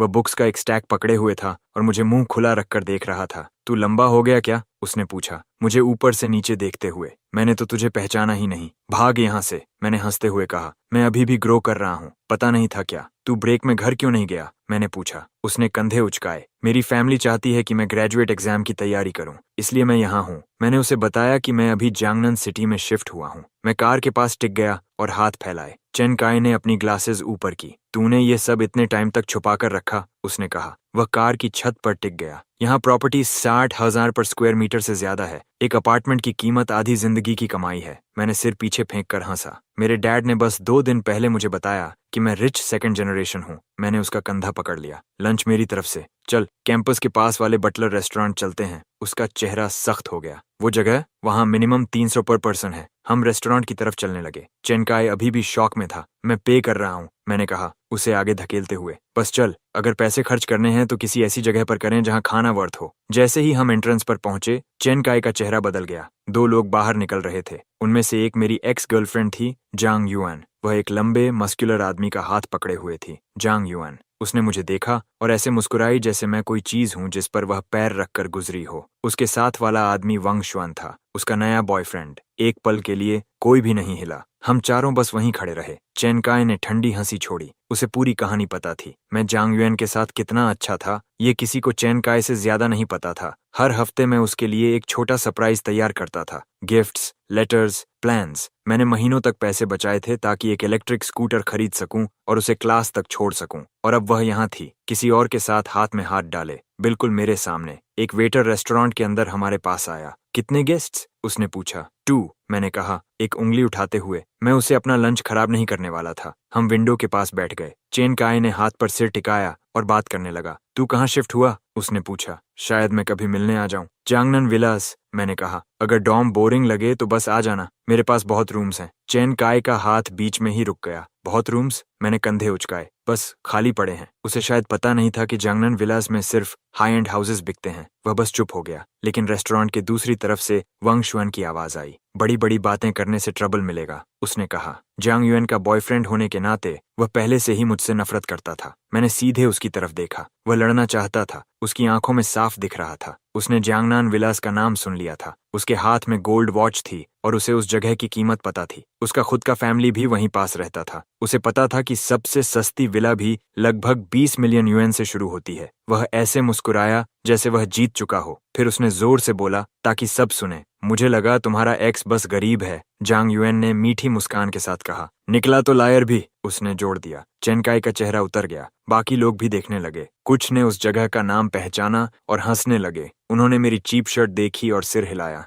उनकी नज़र में मैं बिलोंग नहीं करता था। मैंने धीरे से पानी पिया। अब यह सब मुझे फर्क नहीं पड़ता था। पिछले 2 दिनों में जो देखा था उसके बाद स्ट्रेंजर्स की हंसी कुछ भी नहीं थी। फिर वांग शुएन बोला, यह हमेशा से ऐसा ही है, उसने कहा। जांग युएन ने मेरी तरफ इशारा किया। दिखावा करता है लेकिन कुछ है नहीं, उसने कहा। मैंने इस लड़की के लिए सब कुछ दिया था और अब वह मुझे ऐसे याद कर रही थी। उसने हाथ बांध लिए और मुझे ऐसे देखा जैसे मैं डर्ट हूँ। ठीक है, मेरी नज़र के सामने कुछ चमका। सिस्टम एक्टिवेट हो गया। एक नया टास्क आया, इन दोनों को चुप कराओ। रिवॉर्ड, कुछ ऐसा जो मेरे एंसेस्टर्स ने फेंक दिया था। मैं पीछे झुका और मुस्कुराया। मेरे एंसेस्टर्स का ट्रैश शायद इस पूरी बिल्डिंग से ज्यादा वैल्यूएबल था। मैंने यह पिछले 2 दिनों में समझ लिया था। जो चीजें उनके लिए बेकार थीं, वह भी नॉर्मल लोगों की सोच से बाहर थीं। मैं खड़ा हुआ और पूरे रूम की तरफ देखा। यहाँ कोई भी मेरे लिए कुछ नहीं है, मैंने शांत आवाज में कहा। वांग शुएन ने हाथ फैलाए। मेरे एक टो की कीमत तुम सबसे ज्यादा है, वह चिल्लाया। मैंने सिर तिरछा किया और उसे देखा। ये सबसे फनी बात थी जो मैंने आज सुनी थी। वांग शुएन गुस्से में आ गया। वह मेरी तरफ दौड़ा और मेरे कॉलर को दोनों हाथों से पकड़ लिया। उसे लगा कि एक गरीब लड़का उससे ऐसे बात नहीं कर सकता, लेकिन जैसे ही मैंने उसका हाथ पकड़ा, सब बदल गया। मैंने हल्का सा दबाया और उसकी पकड़ तुरंत छूट गई। उसकी आंखें फैल गईं। इतना मसल होने के बावजूद वह मेरे सामने बच्चे जैसा लग रहा था। सिस्टम ने मेरी स्ट्रेंथ दोगुनी कर दी थी। मैंने बिना मेहनत किए उसका हाथ पकड़ा हुआ था। यही नया मैं था। उसके चेहरे पर दर्द साफ दिख रहा था, लेकिन उसका ईगो उसे चिल्लाने नहीं दे रहा था। वह एक घुटने पर गिर गया, लेकिन आवाज नहीं निकाली। तभी चेन काय बीच में आया और हमें अलग किया। मैंने वांग शुएन को हल्का सा धक्का दिया। वह पीछे बूथ में जा गिरा। मैंने अपना कॉलर ठीक किया। थोड़ा सा रिंकल हो गया था। वांग शुएन मुझे घूर रहा था, आंखों में प्योर हेट के साथ। मैंने हल्की मुस्कान दी। जांग युएन सच में अजीब लोगों को चुनती है। तभी 2 सिक्योरिटी गार्ड्स आए और जांग युएन पहले से ही विक्टिम बनकर हमारी तरफ इशारा कर रही थी। मैनेजर भी आ गया। उसके नेम टैग पर बाय लिखा था। उसके चेहरे पर साफ लिखा था, ट्रबल। ऐसी जगहों पर फाइट्स को सीरियसली लिया जाता है। मुझे इसकी जरा भी चिंता नहीं थी। मैंने फोन निकाला और कॉल किया। वांग शुएन सामने से देख रहा था। उसे अंदाजा भी नहीं था क्या होने वाला है। मैं स्कूल के पास रेस्टोरेंट में हूँ, मैंने कहा। मेरी एक्स और उसका बॉयफ्रेंड यहाँ है। ये लोग मेरा मजाक उड़ा रहे हैं कि मैं गरीब हूँ। Young master, please wait 2 minutes. दूसरी तरफ से आवाज आई। मैं अभी इसे हैंडल करता हूँ। मैंने कॉल काट दी और मुस्कुराया। उसने मुझे उस ब्लैक कार्ड की भी याद दिलाई जो मेरे फादर ने दिया था। जिसके पास भी सही नजर होगी, वह उस कार्ड को पहचान कर मुझे रॉयल्टी की तरह ट्रीट करेगा। मैंने फोन टेबल पर रख दिया और इंतजार करने लगा। वांग शुएन धीरे से बड़बड़ाया, ये बस प्रिटेंड करता है, अभी सिक्योरिटी इसे बाहर फेंक देगी। एक सूटेड आदमी पास खड़ा था। चेन काय मेरे साथ ही खड़ा रहा। मैंने कैजुअली मैनेजर बाई की तरफ इशारा किया। तुम्हें अभी एक कॉल आएगा, बस वेट करो। वह कंफ्यूज दिखी। आखिर कौन उसे इस बात के लिए कॉल करेगा। 2 मिनट्स से भी कम में उसका फोन बजा। उसने वहीं कॉल उठाया। दूसरी तरफ इस पूरी चेन का ओनर था। उसकी आंखें चौड़ी हो गईं। जो भी वह कह रहा था, असर साफ दिख रहा था। उस यंग मैन को ऑफेंड मत करना, ओनर ने कहा। उसे जो चाहिए दे दो। चेन काय आराम से बैठा रहा, कप पकड़े हुए। मैनेजर बाई के हाथ कांप रहे थे। ये रेस्टोरेंट ब्रांड कई देशों में फैला हुआ था। ये कोई छोटा बिजनेस नहीं था और मेरे एक कॉल पर ओनर खुद ऑर्डर्स दे रहा था। वह समझ नहीं पा रही थी कि मेरे पीछे कैसी पावर है। उसने कॉल काटा और गहराई से झुक गई। वांग शुएन और जांग युएन पीछे खड़े देखते रह गए। मिस्टर ए चेन, उसने कहा। चेहरे पर पसीना था। मैं आपके लिए बेस्ट सीट अभी प्रिपेयर करती हूँ। मैंने बस सिर हिलाया। वांग शुएन तुरंत खड़ा हो गया। ये क्या हो रहा है, वह चिल्लाया। इन 2 नोबडीज को बेस्ट सीट। मैंने हल्की मुस्कान के साथ उसे देखा। अब मुझे यह मजेदार लगने लगा था, क्योंकि यह रेस्टोरेंट मेरा है। मैंने कहा, बस इतना काफी है। सिस्टम पहले ही फाइट के दौरान मुझे नंबर्स दिखा चुका था। डेटा मेरी नजर के कोने में चमक रहा था। वांग शुएन मुझे घूरता रह गया। उसका शरीर स्टिफ हो गया। उसके चेहरे से पसीना बहने लगा। इस कंपनी का 92% मेरी फैमिली का है, मैंने जोर से कहा ताकि सब सुने। बाकी 8% उन लोगों को रिवॉर्ड में दिया गया था जिन्होंने इसे बनाया। वांग शुएन ने दीवार पर लगे लाइसेंस की तरफ इशारा किया। तू सपना देख रहा है, वह चिल्लाया। उस पर तेरा नाम नहीं है। मैनेजर बाय हिल गई। उसे वह नाम पता था और अब वह कनेक्शन समझ रही थी। मैनेजर बाय, मैंने कहा, इन दोनों को बाहर निकालो और हर लोकेशन से परमानेंटली बैन कर दो। वांग शुएन गार्ड्स को धक्का देने की कोशिश करने लगा। ओनर ने बाई को कहा था कि मेरी हर बात मानी जाए, इसलिए उसने बिना सोचे ऑर्डर दे दिया। जांग युएन ने अपना बैग कसकर पकड़ लिया। अगर वे सबके सामने निकाले गए तो उनकी इज्जत खत्म हो जाएगी। मैं पीछे झुक गया और पैर क्रॉस कर लिए। एक शांत मुस्कान। वांग शुएन खुद को कंट्रोल में दिखाने की कोशिश कर रहा था। तुम बिजनेस चलाना चाहते हो या नहीं? वह स्टाफ पर चिल्लाया। पेइंग कस्टमर्स को निकालना? मैंने पहली बार देखा है कि रेस्टोरेंट अपने ही गेस्ट्स को निकाल रहा है। उसी समय एक वेटर बाई के पास आया और धीरे से फाइट की सच्चाई बता दी। बाई ने सुना और मुस्कुराई। सच हमारे साथ था, सब वांग शुएन ने शुरू किया था। अगर आपको कंप्लेंट है, उसने मीठी आवाज में कहा, तो अथॉरिटीज को रिपोर्ट कर सकते हैं। वांग शुएन का चेहरा मरोड़ गया। उसे पता था कि गलती उसकी है, लेकिन वह मान नहीं सकता था। वह रिच किड था, लेकिन उसके फादर बस एक छोटे शेयर होल्डर थे। उनका नाम यहाँ कुछ भी नहीं था। वह दांत पीसता रहा, मुट्ठियां टेबल पर दबाकर। मैंने स्पून उठाया और मुस्कुराया। गुस्सा आ रहा है? मैंने पूछा। तुम्हारे पास पैसे हैं, वांग शुएन ने दांत भींचकर कहा, लेकिन तुम मेरा क्या बिगाड़ सकते हो? उसका हर मसल लड़ने के लिए तैयार था, लेकिन उसे याद था कि मैंने उसका हाथ कैसे क्रश किया था और गार्ड्स अभी भी पास खड़े थे। उसने सिर झुका लिया। उसके पास चॉइस नहीं थी, उसे अपनी ईगो निगलनी पड़ी। मैंने धीरे से एसआईपी लिया। अभी मैं खत्म नहीं हुआ था। सिर्फ यह स्टोर नहीं, मैंने कहा, पूरी चेन की हर लोकेशन मेरी है। वांग शुएन का मुंह खुला का खुला रह गया। अगर तुम इस रेस्टोरेंट को खरीदना चाहते हो, मैंने खड़े होते हुए कहा, तो पहले पूरी ग्रुप खरीदनी पड़ेगी। उसे एग्जैक्ट नंबर नहीं पता था, लेकिन वह जानता था कि एक पब्लिकली लिस्टेड कंपनी उसकी पूरी फैमिली की सोच से भी ज्यादा की होती है। उसने अपना चेहरा हाथों में छुपा लिया। उसके पास अब कुछ नहीं बचा था। मैंने हाथ उठाकर इशारा किया, मैनेजर बाय, बाकी आप संभालिए। फिर मैं सर्वर के पीछे पीछे वीआईपी एरिया की तरफ चला गया। मैंने पीछे मुड़कर नहीं देखा। वहां देखने लायक कुछ था ही नहीं। मैनेजर बाय लोगों को बाहर निकालते हुए भी प्रोफेशनल स्माइल बनाए रखी। तभी तो ये ग्रुप इतना बड़ा बना था। बाकी गेस्ट्स अपनी टेबल्स पर फुसफुसाने लगे। वो लड़का खुद को बहुत समझ रहा था। एक आदमी हंसते हुए बोला, गलत लड़ाई चुन ली। जांग युएन ने सब सुना। उसका चेहरा पीला पड़ गया। वांग शुएन एक सेकंड भी और नहीं सह पाया। उसके कान लाल हो गए, जबड़ा कस गया। वह बिना कुछ बोले बाहर चला गया, जांग युएन को पीछे छोड़कर। पूरा रूम उसे जाते हुए देखता रहा। जांग युएन कुछ कहने की हिम्मत नहीं कर पाई। उसने सिर झुका लिया और उसके पीछे भागी। हर गेस्ट की नजर उस पर थी। बाहर पार्किंग में वांग शुएन की मुट्ठी इतनी कस गई कि उसके नकल्स चटक गए। उसके अंदर का गुस्सा उसे खा रहा था। उसने वह गुस्सा जांग युएन पर निकाला। वह सामने खड़ी थी, आंसू पहले से बह रहे थे। मुझे नहीं पता था ऐसा होगा, उसने धीरे से कहा। जब वह मेरे साथ था तो पार्ट टाइम जॉब्स करता था, सिर्फ मुझे गिफ्ट्स देने के लिए। वांग शुएन की मुट्ठी और कस गई। इससे वह और भड़क गया। मुझे कभी नहीं पता था कि उसके फैमिली के पास इतना पैसा है, उसने रोते हुए कहा। दोनों अंधेरी पार्किंग में खड़े थे, एक दूसरे को देखते हुए, लेकिन कहने के लिए कुछ नहीं था। वांग शुएन को जिंदगी में कभी ऐसे इंसल्ट नहीं किया गया था। उसने अपनी मुट्ठी कार के बॉनेट पर दे मारी। उसने कसम खाई कि वह एचएन से बदला लेगा, लेकिन जांग युएन ने उसका हाथ पकड़ लिया। उसने उसे पागलपन भरा कुछ भी करने से रोका। दूसरी तरफ मैं वीआईपी रूम में मेन्यू देख रहा था। 2 मीडियम स्टेक्स, मैंने कहा। श्रिम्प ऐड करो और एक प्लेट फुई ग्रा भी। चेन काय मेरे सामने बैठा था, पूरी तरह खोया हुआ। यह रूम उससे कहीं ज्यादा फैंसी था जितना उसने कभी देखा था। मुझे पता था कि वह ऐसे मेन्यू से ऑर्डर करने में हिचकिचाएगा, इसलिए मैंने दोनों के लिए ऑर्डर कर दिया। प्राइवेट रूम बहुत बड़ा था। दीवारों पर गोल्ड फ्रेम्स, टेबल पर क्रिस्टल और एक वेटर रेडी खड़ा था। वेटर झुक गया। हम सब कुछ जल्दी ले आएंगे सर। चेन काय ने दोनों हाथों से अपना सिर पकड़ लिया। 3 साल, उसने कहा। 3 साल मैं तेरे साथ क्लास में बैठा और मुझे कुछ पता ही नहीं था। मैंने हाथ पर सिर टिकाया और मुस्कुराया। तूने मुझसे पैसे भी उधार लिए थे, उसने मेरी तरफ इशारा करते हुए कहा। मैंने उसका हाथ नीचे कर दिया और उसे काउच पर बैठा दिया ताकि वह और जोर से न बोले। मुझे खुद भी यह सब हाल ही में पता चला, मैंने कहा। चेन काय मुझे ऐसे देख रहा था जैसे मैंने कह दिया हो कि आसमान हरा है। मैं मुस्कुराया और बोला, सोच, 3 साल तक मेरे पास सिर्फ एक बाइसिकल थी।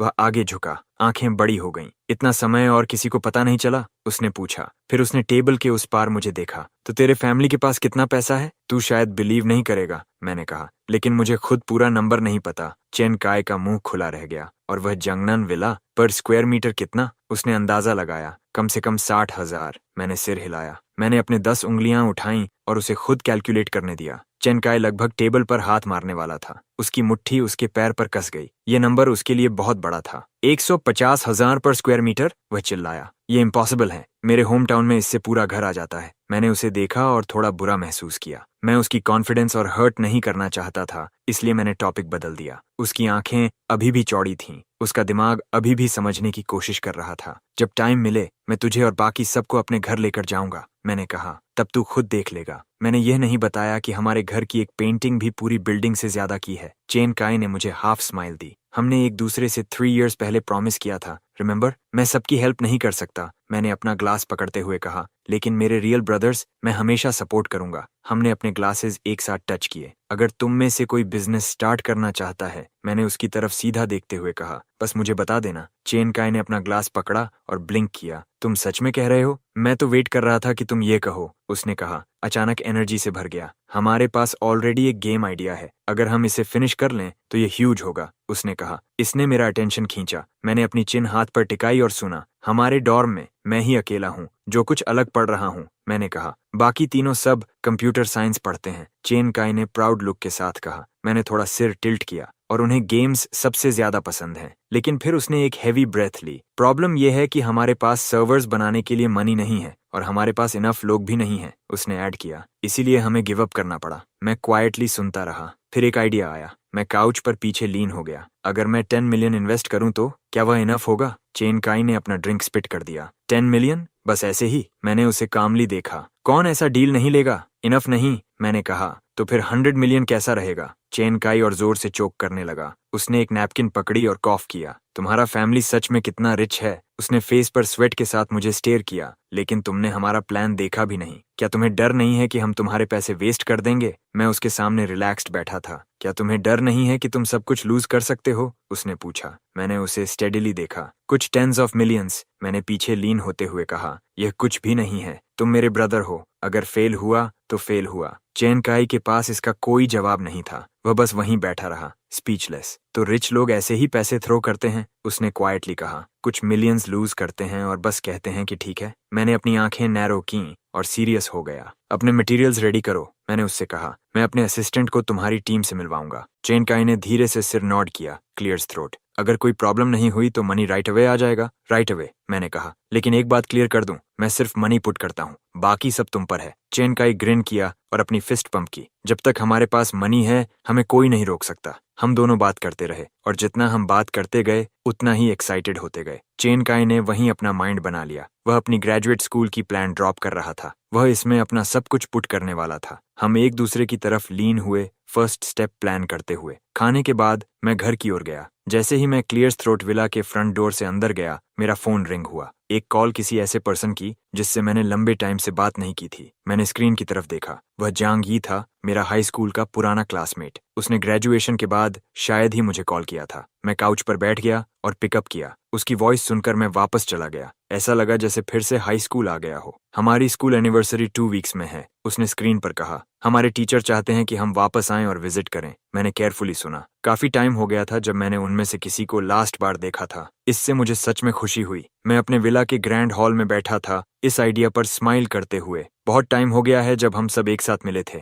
मैंने कहा। मैं वहां रहूंगा। लेकिन फिर जांग यी का फेस स्क्रीन पर सीरियस हो गया। भूलना मत, उसने वार्न किया। हमारे कुछ क्लासमेट्स सिर्फ शो ऑफ करने के लिए वापस आएंगे। मैं इस पर स्माइल किया। मैं रेडी रहूंगा, मैंने कहा। उसी टाइम सिस्टम मेरे सामने अपीयर हुआ। एक नया टास्क, स्कूल सेलिब्रेशन में स्टैंड आउट करना। रिवॉर्ड, एक आइटम जो मेरे एंसेस्टर्स ने बहुत पहले लूज कर दिया था। मैंने डिटेल्स पढ़ी और मेरे माउथ का कॉर्नर ऊपर उठ गया। उन पुराने क्लासमेट्स में से कुछ आएंगे और एक्ट बिग करेंगे। मुझे पहले से पता था और मैं उन सबको शट डाउन करने वाला था। मैं डोरवे में खड़ा था, मेरे पीछे सनसेट था। ये फन होने वाला था। लेकिन रियूनियन से पहले मुझे एक और सरप्राइज मिला। मुझे पता चला कि मेरे फैमिली का ब्रिटिश रॉयल्टी से एक कनेक्शन था और उस कनेक्शन के कारण उन्होंने किसी को मुझसे मिलने के लिए भेजा था। एक आदमी जिसका नाम हराम था। वह अपेरेंटली एक टॉप डिजाइनर था। कोई आश्चर्य नहीं कि मेरा फैमिली उसे इतनी दूर से यहाँ बुला सकता था। हराम मेरे तरफ वार्म स्माइल और ओपन हैंड के साथ चलता हुआ आया। उसकी उम्र में वह इतनी दूर ट्रैवल नहीं करना चाहता था, लेकिन 5 मिलियन पाउंड्स अ ईयर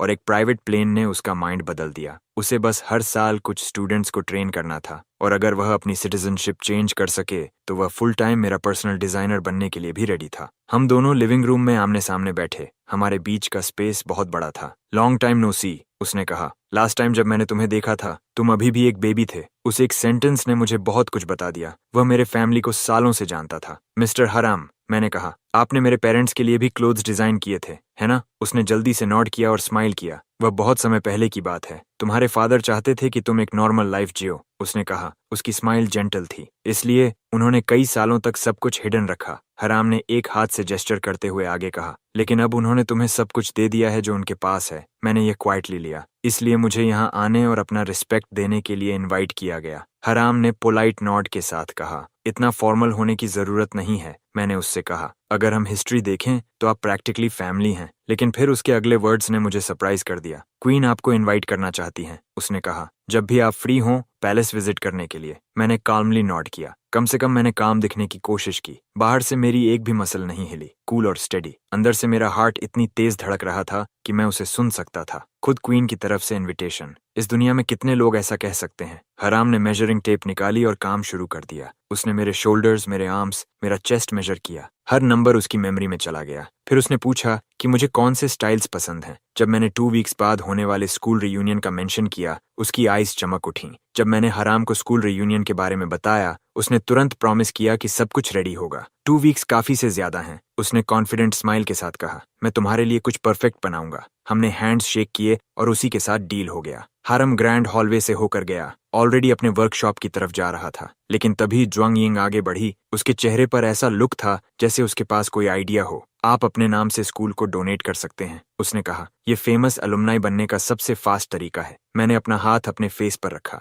मैंने खुद ये क्यों नहीं सोचा, वह सही थी। स्कूल्स अपने अलुमनाई से बस 2 चीजें चाहते हैं, उनके पास कितना इन्फ्लुएंस है और वह क्या बेनिफिट्स ला सकते हैं। मैं उसकी तरफ मुड़ा। अभी मेरे पास कितना कैश अवेलेबल है, मैंने पूछा। मैं आपके टोटल वेल्थ का सिर्फ एक छोटा पार्ट मैनेज करती हूँ, उसने कहा। लेकिन आपके यहाँ और अब्रॉड के हर बैंक अकाउंट में आपका अवेलेबल कैश लगभग $500 बिलियन है। मेरा मुंह खुला रह गया। मुझे लगा मैंने गलत सुना। मैंने उसे फिर से कहने को कहा। उसने हर वर्ड दोहराया। नंबर नहीं बदला। धीरे धीरे मेरा ब्रेन फिर से काम करने लगा। मैं काउच पर वापस गिर गया। दुनिया का सबसे रिच पर्सन शायद कुल मिलाकर 100 बिलियन के आसपास होगा, और वह भी उनके फिक्स्ड एसेट्स हैं। ज्वांग यिंग ने ऐड किया, उनका स्पेंडिंग मनी नहीं, सिर्फ मेरा कैश ही उनकी पूरी फॉर्च्यून से 4 गुना ज्यादा था। फिर मैंने कुछ नोटिस किया। उसने कहा था कि वह मेरे वेल्थ का सिर्फ एक पार्ट मैनेज करती है। बाकी का क्या, मैंने पूछा। आपके फैमिली का वेल्थ 7 पार्ट्स में डिवाइड है, उसने कहा। 7 पावरफुल ऑर्गेनाइजेशंस इसे आपके बिहाफ पर मैनेज करते हैं और हमारा फैमिली सबसे छोटा हिस्सा संभालता है।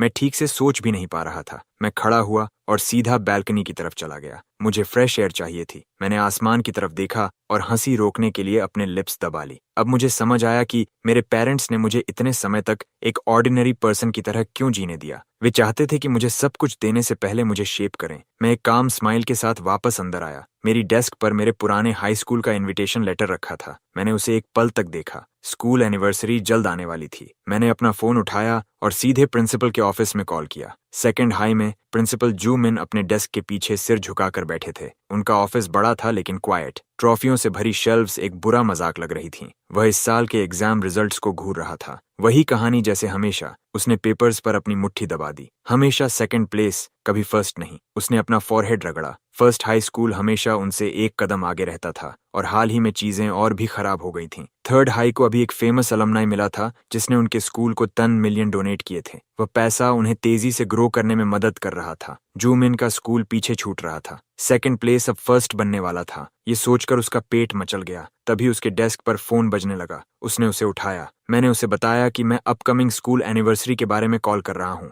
जू मिन ने धीरे से साई लिया। उसने आज पहले ही ऐसे दर्जनों कॉल्स ले लिए थे। क्या स्कूल स्टूडेंट्स से डोनेशंस एक्सेप्ट करता है, मैंने पूछा। स्टूडेंट डोनेशंस, मैंने दोहराया, ये सुनिश्चित करते हुए कि वह समझे। कुछ सवालों के बाद जू मिन ने समझ लिया कि कॉलर 2016 में ग्रेजुएट हुआ था और अभी भी कॉलेज में था, 3rd ईयर स्टूडेंट। उसने ज्यादा उम्मीद नहीं की। वह पोलाइटली मुस्कुराया। एक यंग मैन जिसके पास कोई खास मनी नहीं है, उसने सोचा। जितना अफोर्ड कर सको उतना दे दो, उसने वार्मली कहा। मुझे नंबर बताइए। मैं अंदर ही अंदर मुस्कुराया। अमाउंट के बारे में, मैंने कहा। प्रिंसिपल हंस पड़ा। किसी भी तरह का डोनेशन वेलकम है, उसने खुशी से कहा। तो मुझे 10 बिल्डिंग्स से शुरू करने दीजिए, मैंने कहा। जू मिन बीच सांस में रुक गया। उसके हाथ फोन पर कस गए। वह अपने पैरों पर उछलकर खड़ा हो गया। क्या उसने सही सुना? फिर वह वापस बैठ गया और अपनी आंखें बंद कर लीं। उसने सोचा, मैं मजाक कर रहा हूँ। मैं 100 मिलियन देने की प्लान कर रहा हूँ। मैंने कहा। नए क्लासरूम्स, नए लैब्स और पूरे स्कूल के लिए बेहतर इक्विपमेंट। मैंने अपनी आवाज काम रखी। क्या यह सब सच है? जूमिन ने पूछा।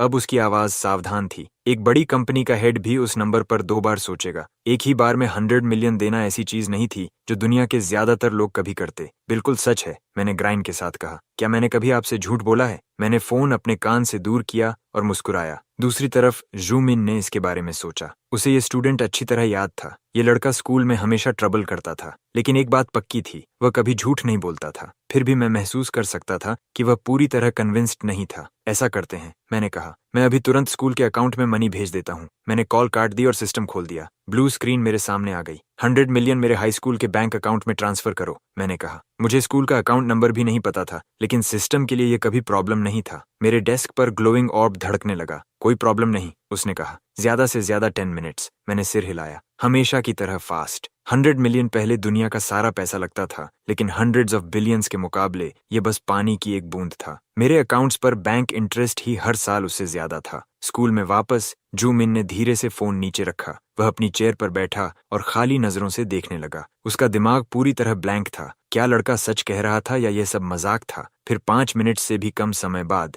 फोन फिर से बजा। ये फाइनेंस ऑफिस था। फाइनेंस डायरेक्टर की आवाज कांप रही थी जब वह बोल रहा था। 100 मिलियन अभी स्कूल अकाउंट में आ गया है, उसने कहा। जूमिन जम गया। उसने एक गहरी सांस ली। ये कहाँ से आया? उसने पूछा, अपनी आवाज स्टेडी रखते हुए। हमने बैंक से कंफर्म किया, डायरेक्टर ने जवाब दिया। ये एक प्राइवेट अकाउंट से आया है, लेकिन बैंक हमें नहीं बताएगा कि किसने भेजा। जूमिन ने फोन को और कसकर पकड़ा। उसकी सांसें तेज हो गईं। वह अपनी चेयर में आगे झुक गया। मुझे पता है किसने भेजा है, जूमिन ने फुसफुसाया। उसे अपने ही शब्दों पर विश्वास नहीं हो रहा था। पैसा सच में था। वह ठीक उसी समय आया जब लड़के ने कहा था। वह कौन है? फाइनेंस डायरेक्टर ने पूछा। जूमिन सीधा बैठ गया। अचानक उसकी आवाज गर्व से भर गई। हमारे अपने ग्रेजुएट्स में से एक, उसने कहा। अभी मेरे ऑफिस में आओ, उसने आदेश दिया। हमें हर एक पैसा कैसे इस्तेमाल करना है ये प्लान करना है। वह अपनी डेस्क पर झुक गया। उसकी आंखों में नई जान जल रही थी। इस बार हम फर्स्ट हाई को हराएंगे। जैसे ही मुझे पता चला कि पैसा पहुंच गया है, मैंने तुरंत जूमिन के ऑफिस में कॉल किया। दूसरी तरफ जूमिन ने फोन इतनी जोर से पकड़ा कि उसकी नकल सफेद हो गईं।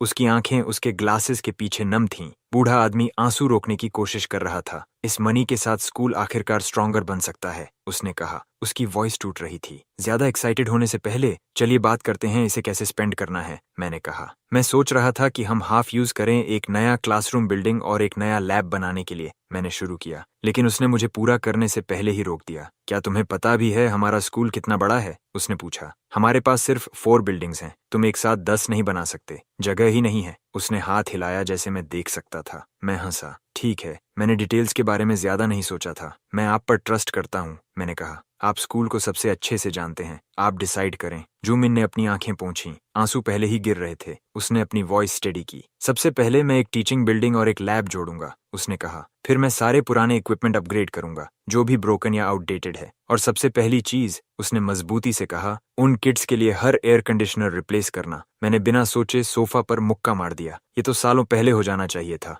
मैंने दांत भींचते हुए कहा। 3 समर्स ब्रोकन क्लासरूम्स की हीट में उन एयर कंडीशनर्स को रिप्लेस करना मेरा हाई स्कूल से ड्रीम था। जूमिन आगे बोला। मनी के एक और पार्ट से, उसने कहा, मैं प्रोविंस भर से कुछ बेस्ट टीचर्स लाना चाहता हूँ और मैं एक स्कॉलरशिप फंड भी सेटअप करना चाहता हूँ, उसने जोड़ा। पुअर फैमिलीज के बेस्ट स्टूडेंट्स को सपोर्ट करने के लिए। मैंने सिर हिलाया। भले ही वह मुझे देख नहीं सकता था, उसके प्लान का हर हिस्सा सही था। वह आदमी ठीक ठीक जानता था कि स्कूल को क्या चाहिए। आपने सब सोच लिया है, मैंने कहा, सोफा पर पीछे लीन होते हुए। जूमिन ने अपने लिप्स दबाए, अपनी फीलिंग्स रोकते हुए। स्कॉलरशिप फंड के बारे में, उसने केयरफुली कहा, मैं इसे आपके नाम पर रखना चाहता हूँ। ये अजीब लगा। अपने ही नाम पर फंड रखना कुछ ज्यादा लगा। जरूरत नहीं, मैंने कहा। इसे सिर्फ फर्स्ट डोनेशन समझिए। आगे और ग्रेजुएट्स भी मनी देना चाहेंगे। नेम सबका होना चाहिए। इसे children of the ocean fund कहिए, मैंने कहा। तो मैं आपकी चॉइस फॉलो करूंगा, जूमिन ने अग्री किया। हमारे स्कूल के हर टीचर और स्टूडेंट की तरफ से, उसने धीरे से कहा, थैंक यू। मैंने अपनी गर्दन के पीछे हाथ फेरा।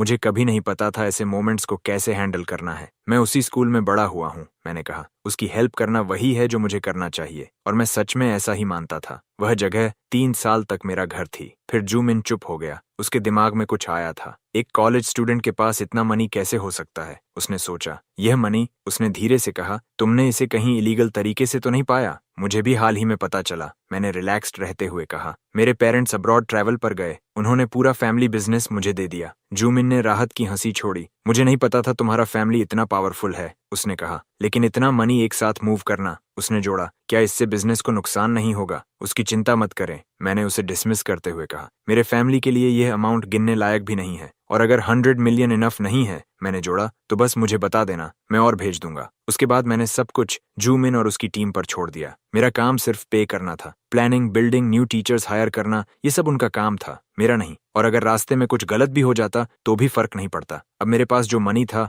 उसके साथ नहीं। रात हो गई। मैं अपने डेस्क पर बैठा और हमेशा की तरह एक लाइव स्ट्रीम खोली, लेकिन स्क्रीन पर जो मैंने देखा उसने मुझे लगभग चेयर से गिरा दिया। मेरा अकाउंट, वही जिसने 10 मिलियन गिफ्ट्स भेजे थे, अब 1 मिलियन से ज्यादा फॉलोअर्स के साथ था। नोटिफिकेशंस हर तरफ से आने लगे। स्क्रीन मुश्किल से हैंडल कर पा रही थी। मैंने अपने प्राइवेट मैसेजेस खोले। दसियों हजार मैसेजेस वहां वेट कर रहे थे। हर दूसरा मैसेज या तो कोई मुझसे डेट करने की रिक्वेस्ट कर रहा था या कोई मेरा अटेंशन मांग रहा था। मैंने मैसेजेस बंद किए और मशीन की तरफ देखा। ये एक अच्छा कंप्यूटर है, मैंने कहा। मैं इम्प्रेस्ड था। ऑल इन वन पीसीज आजकल बहुत अच्छे हो गए थे। मैंने अपनी उंगलियां स्क्रीन के एज पर फेरी। तभी सिस्टम ने मुझे करेक्ट करने का फैसला किया। किसने तुम्हें बताया कि ये ऑल इन वन है? उसने पूछा। मैं वापस स्क्रीन की तरफ मुड़ा। ब्लू डिस्प्ले मॉनिटर पर चमक उठा। इस विला के नीचे, सिस्टम ने कहा, एक छोटा सुपर कंप्यूटर है। मैं उसे घूरता रह गया। एक सुपर कंप्यूटर मेरे पैरों के ठीक नीचे। सिर्फ ग्राफिक्स कार्ड ही 80 मिलियन का है, उसने ऐड किया। मेरा जबड़ा लगभग डेस्क से टकरा गया। ऐसी मशीन गवर्नमेंट्स के लिए बनती है, डिफेंस और साइंस प्रोग्राम्स के लिए,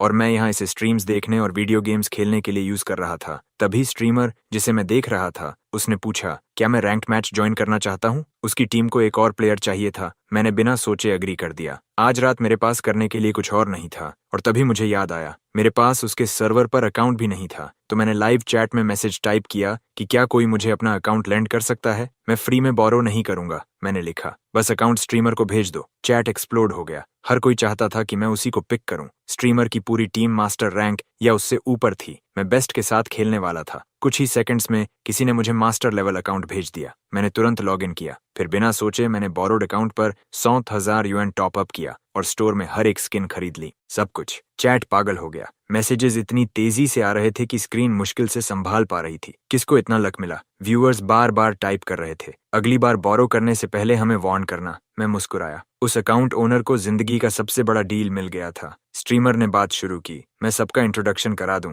उसने कहा। वे सभी पहले प्रोफेशनल प्लेयर्स थे, अब सब रिटायर्ड थे। मैंने अपने हाथ कीबोर्ड और माउस पर रखे। खेलने का समय आ गया। मैंने माइक्रोफोन कनेक्ट किया और हेलो कहा। सब रिलैक्स्ड और फ्रेंडली लग रहे थे। पहला मैच शुरू हुआ। हजारों लोग लाइव देख रहे थे। मेरी स्किल्स खराब नहीं थी। मैं ज्यादातर गेम्स में अपना होल्ड बना सकता था, लेकिन रिटायर्ड प्रोफेशनल्स के सामने मैं क्लियरली टीम का सबसे वीक प्लेयर था। लकी था कि एक टीममेट बार बार मिडिल लेन में मेरे ओपोनेंट को शट डाउन कर रहा था। अंत तक चारों मुझे किल्स फीड कर रहे थे। वे चाहते थे कि मैं अच्छा दिखूं। लगातार 5 किल्स, एक पेंटा किल। मैं अपनी चेयर पर पीछे लीन हुआ और मुस्कुराना बंद नहीं कर पाया। व्यूअर्स पहले ही गेस कर रहे थे। बॉस लू अब जाने वाला है, किसी ने टाइप किया। दूसरे लोग जोक कर रहे थे कि एक फैन क्लब बनाएं जो मुझे हर स्ट्रीम पर फॉलो करे। फिर किसी ने एक गर्ल स्ट्रीमर सिंग यू का नाम लिया। उसका नाम बार बार चैट में दिख रहा था। 3 डेज में स्ट्रीमर ने मुझसे कहा, सिटी में एक बड़ा लाइव स्ट्रीम कन्वेंशन है, अगर तुम फ्री हो तो आना। उसने कहा, मुझे ठीक लगता है, मैंने रिप्लाई किया। हमने तय किया कि 3 डेज में कन्वेंशन में मिलेंगे। उस रात बाद में मैंने सिंगयू का स्ट्रीम ढूंढा।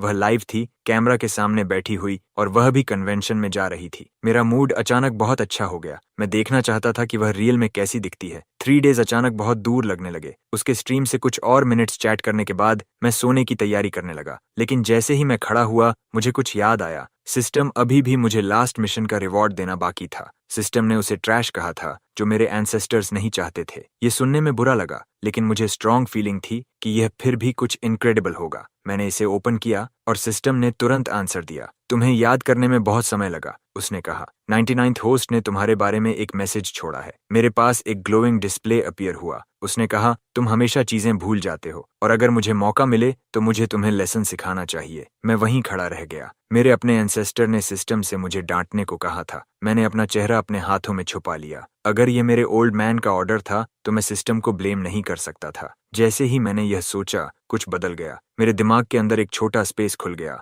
और मेरी आई ग्लो करने लगी। मैंने उसके अंदर थोड़ी देर देखा और समझा कि यह स्पेस बाकी सबसे पूरी तरह अलग है। यह चीज आखिर है क्या? मैंने पूछा। एक पोर्टेबल स्पेस, सिस्टम ने समझाया, एडवांस्ड स्पेस साइंस से बना है, लेकिन अभी तुम इसका सिर्फ लगभग 1 क्यूबिक मीटर ही यूज कर सकते हो। मैंने तेज सांस ली। ये 1 क्यूबिक मीटर, ये बहुत छोटा था, लेकिन फिर भी मेरे सामने सरफेस पर एक हल्की ग्लो दिखाई दी। ये स्पेस सच में था। 1 क्यूबिक मीटर छोटा था, लेकिन यह कई कामों के लिए यूजफुल हो सकता था। मैं मुस्कुराया। उस स्पेस के अंदर अंधेरे में फ्लोटिंग एक छोटा व्हाइट पोर्सलेन वास रखा था। क्या यह कोई एंटीक है? मैंने पूछा। हर्ब्स की स्ट्रॉन्ग स्मेल पहले ही मुंह तक आ रही थी। मैंने वेज उठाया और उसे अपनी नाक के पास लाया। सूखे प्लांट्स की खुशबू गाढ़ी और साफ थी। मैंने अंदर का सामान बाहर निकाला। 5 छोटे ब्लैक पिल्स मेरी हथेली में आकर रुक गए। ये ऑर्डिनरी चीजें नहीं हैं, सिस्टम ने कहा। डिस्प्ले फिर से मेरे पास चमक उठा। 15th होस्ट ने कभी एक पिल बनाने की कोशिश की थी जिससे हमेशा जिया जा सके। उसने इसे चाइना के फर्स्ट एम्परर के लिए बनाया था।